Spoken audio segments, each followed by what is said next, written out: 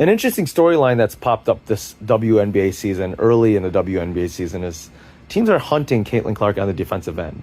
Now, this is different than what teams did to strategize against the Indiana Fever in the past. They used to try to double team her offensively to stop her elite scoring, elite shooting, and her elite passing, of which, she's leading the league in assists, at least she was a few days ago. Now teams are isolating her. They're putting her in pick and rolls. They're putting her in multiple actions. They're putting her in one-on-one situations, and teams are scoring on her.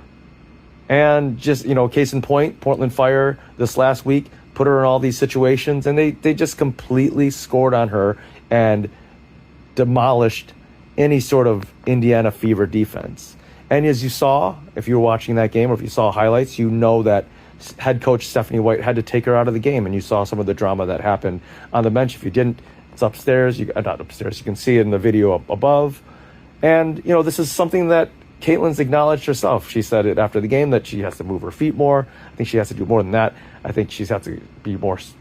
She's got to get stronger. She's got to put in a lot more effort. I don't think she's put in effort all the time. But this is not going to stop. We're 8 games in. There's 45, 44 games in the WNBA season, and this is teams are going to continue pushing this if this is a weakness of the Indiana Fever. So, interesting thing to pay attention to this season.